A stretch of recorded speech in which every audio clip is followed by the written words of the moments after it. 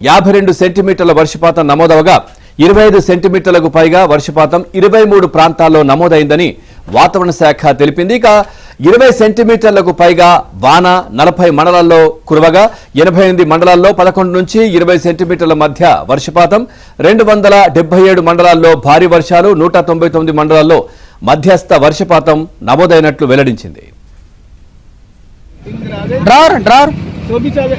अब्बारे बाप रे कैसा आ गए जी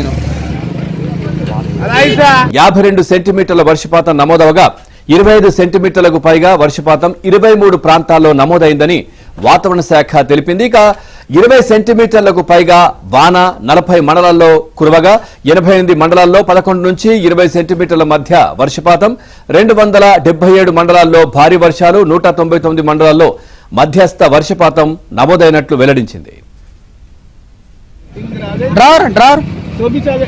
अब्बारे बाप रे कैसा आ गए जी